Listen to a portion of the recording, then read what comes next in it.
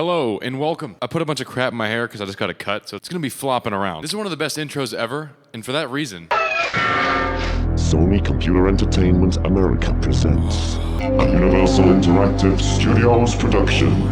Developed by Eurocom Entertainment Software. Crash Bash!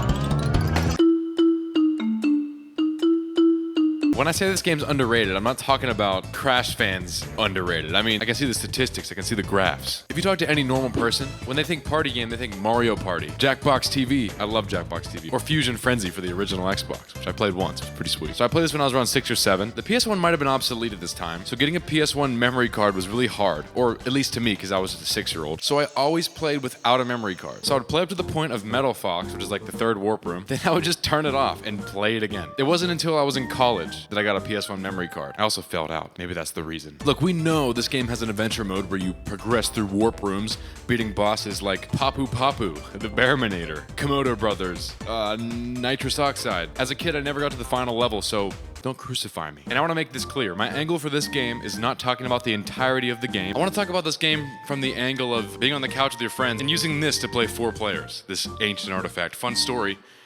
If you watch Indiana Jones, Raiders of the Lost Ark, this is what they're looking for. And with 4 players on one screen, that's automatically rolling out Pinball Deathmatch, because player 1 obviously has the advantage in the front, and that's usually me. The Pogo games usually take too long, and they're fun the first couple times, let's be honest. And games like Dot Dash, whatever, the medieval one, I don't even know.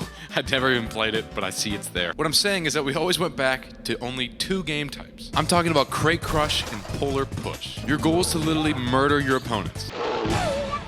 The original battle royales of gaming. Now, of course, the tank game, you can also kill each other, but you have to move left, right, up, and down. So I'm erasing that. They're also the only games that show character strength and weaknesses. And they have the characters in 4 archetypes. And I made my own personal categories. So we're gonna start off with the Burly Boys. This would be Tiny and Kong. Tiny. I always preferred Tiny growing up just because he had a more ferocious look than Kong did. He has like a cute, ferocious, evil laugh that he does when he wins. So Tiny Tiger looks like a big tiger, and Koala Kong kind of looks like a big mouse. Growing up, I thought he was a mouse. In the Crate games, they got absolute cannons. And in the Polar Bear games, they can launch at top, I hope that wasn't inappropriate, at great velocity. You get 1 power shot, and it usually destroys the other character. I would put Tiny and Kong in a tier list of A for overall look and skill. Next, we have the Thick Daddies. This would be Dingodile and Rillaroo. Because there's no words in the game that say what the characters are called, I thought they were saying Dingodile. Dingodile. He was actually my main growing up, just because he looked the coolest. His overall style from his rodeo-style Polar Bear rodeo style riding to his elegant ice skating when he's knocked off. I was thrown off when I saw the versions that used him in the other games. He's just ugly. Rillaroo. I also didn't know he was made up. He didn't be introduced to the game until like now. He rides with effortless arms dangling as he's on the polar bear. And honestly, I don't think anyone even liked him. They have medium polar bear attacks, kind of. They can charge up quicker, and they can't really throw the box as far. It looks like they're struggling to move it, right? You don't want that. But they do have some nice tail whip action where they can hit you from maybe medium distance. I don't know. That could be real. I don't know if it's not. I would slot them into B tier for their overall performance and looks. Alright, and then we have the Quicksters, which is kind of a dumb title, but which would be Crash and Coco. Crash. I actually never used Crash, because I just thought he wasn't very good of a character. Even though he's kind of like the Mario of PlayStation. I guess him and Spyro are kind of like that. I just never used him. I never like to use the main character of anything. That'd be the same for Coco. She's the same character, but just a woman. But what I did realize while playing with them is that they can hit boxes really quickly and launch them a little quicker at you, and their polar bears moan. They also can quick charge their polar bear attacks and push you off the ice quicker. I would slot them into B tier for their overall performance and looks. Then we move on to the goats. My favorite, personally, these 2. Cortex and Brio. After a Dingodile-filled childhood, take that as you like, I made the conscious switch to Brio. From his long-ass head to his fist-pumping celebration to his insane-sounding noises he makes. It's something you can't pass up. Cortex is just as funny with his evil laugh, his tiny feet. Cortex. I'm gonna try to recreate his laugh right now. He's like a head with Bug's Life legs. They also bring the strap to the crate games and just shoot them. They're very similar to Tiny and Kong, except they're smaller. I would slot Brio and Cortex into S tier because they're the best. And what good are the characters without the games that they play? I'm gonna start off with the Crate Crush, your typical death match. This is the original Squid Game, except with 4 Crash Bandicoot characters. First, you got the Jungle Bash, a simple bare bones, no power-up battle with your regular old crates, your TNTs, and your Nitro crates. This format really gets you warmed up for what's to come. Next, we got Space Bash, which is probably my favorite way to play. You can destroy the floor and just watch players fall through. They also added power-ups like the weight, speed boost, and slow-mo. Then we move on to Ice Bash. It's probably not even called that. This is where it gets real funky and different. There's a penguin in the middle. You hit the penguin and just watch as chaos ensues. In this one, you can actually sit in the corner and celebrate as everyone just gets killed by the penguin.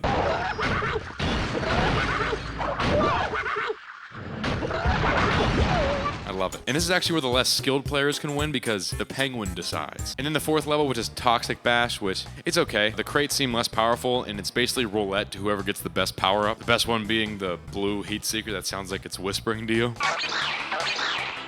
These are the best to play. It's like a death match. It's battle royale. This was Fortnite before Fortnite, except minus everything. Then you move on to Polar Push, which is like a sumo wrestling death match. First game is Polar Panic. It's a simple block of circular ice, a border you can knock away. Classic sumo style, knock your friend off the ice. He freezes to death. You got a regular power-up beam that can shock everyone, make you bigger, make you smaller. Then there's Tilt Panic. It's quite simple. Fish jump on ice.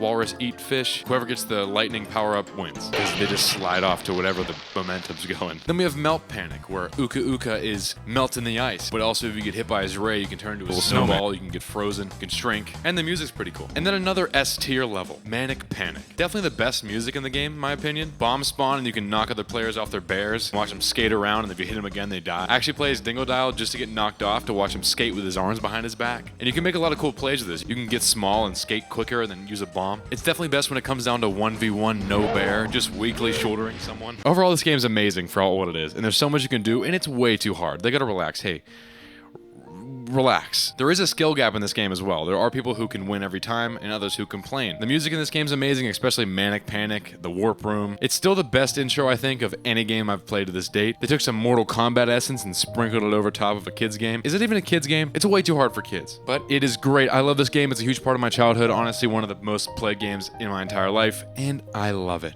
With that being said, thank you guys so much for watching. I will now play Sea of Thieves.